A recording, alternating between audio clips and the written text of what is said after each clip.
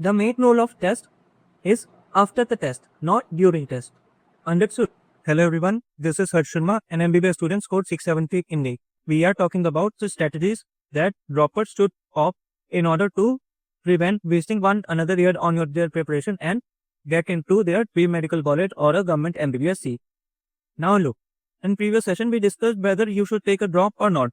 If you have willingly decided to take a drop, then don't waste it. Be productive this year because you already know the value of 1 year. So without any delay, let's start the session. The biggest mistake that most of the dropout students make that they assume that they know everything.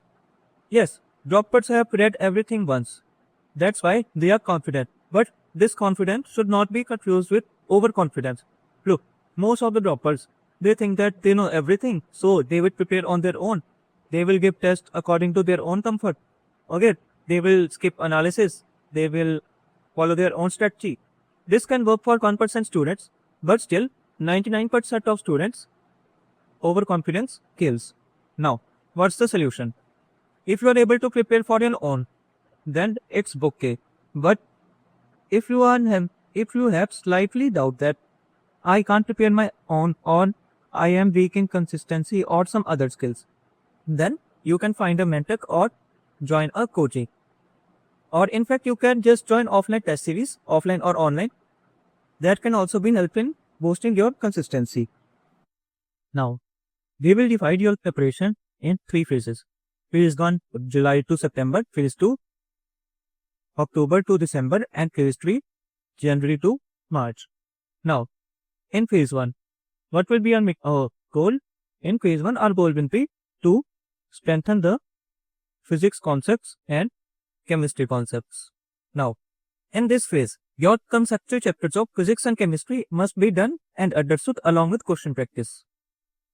As you are starting your preparation in this phase, so you will have ample amount of time to practice relevant number of questions in both physics and chemistry and also build their concept, which later will be difficult. Okay?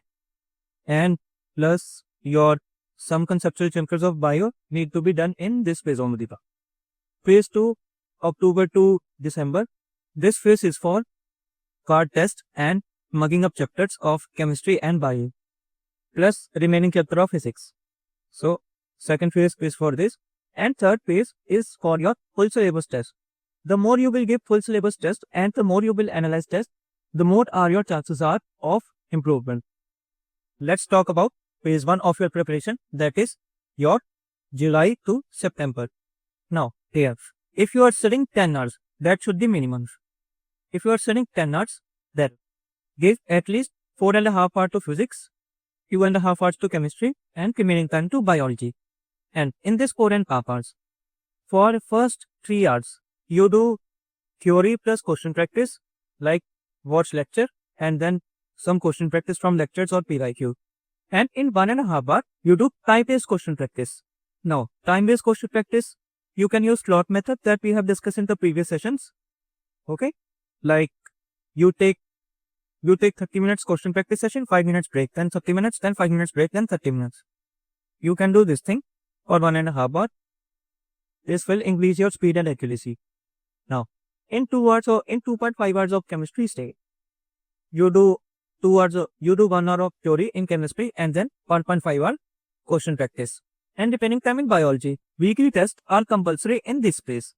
Most of the droppers easily study 10 to 12 hours a day, but the main point where they lag is test. They are afraid of test. They are thinking that test will decrease their confidence. Wrong. Test will expose their mistakes and correcting mistakes are one of the most important parts to succeed. Okay, so don't skip any test and try to get weekly or 2 tests per week. Talking about second phase, that is October to December. Now, this is your aggressive question practice stage. Your major chunk of physics and chemistry are completed. Now, what you need to do for physics do and chemistry do time-based practice here. As I told earlier, slot method, do time-based practice. Plus, do active recall here. Don't just read passively like you are opening the notes and just reading and reading.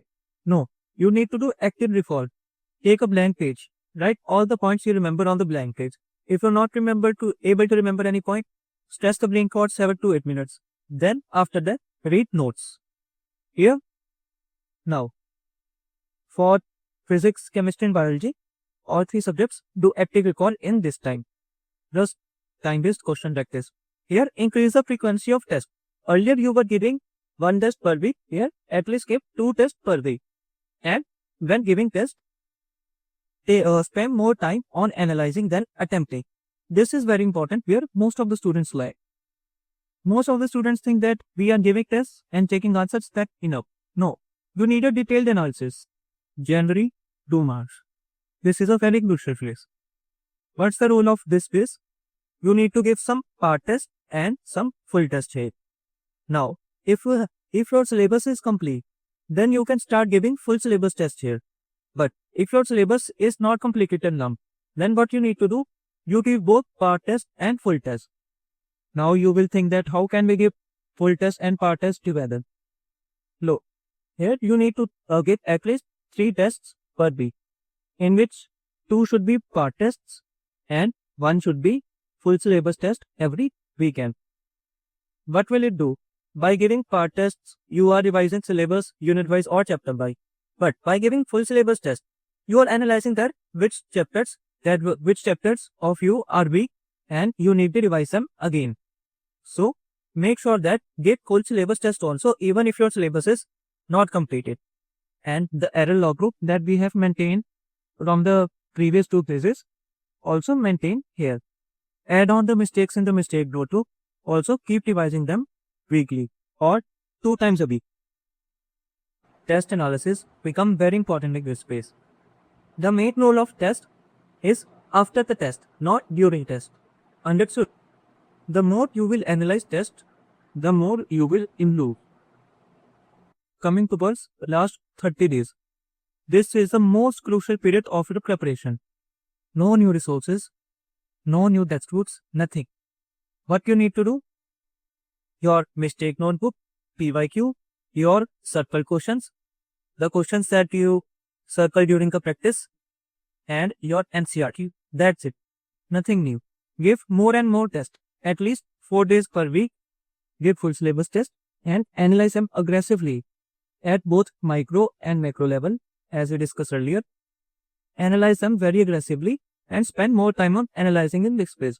Because your goal is not to make the same mistake twice.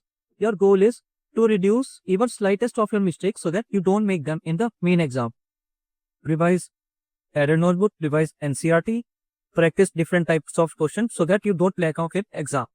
Plus, in this case, time-based practice is very important because you have seen that papers are coming lengthy and difficult. So, you need to focus on both your speed and accuracy also. So, what speed? Time-based practice is the most important key. In this phase, most of the droppers panic. They start buying new courses, new books. It would be a completely wrong idea because it would be like jumping on to the another boat in the middle of the sea. So it will be a very bad idea if you are switching to another resources in this last month. What you need to do, the resources that you have earned the whole year, revise them thoroughly in these last 30 days. Okay, that will be sufficient. Have faith in yourself, have faith in the system that you choose to prepare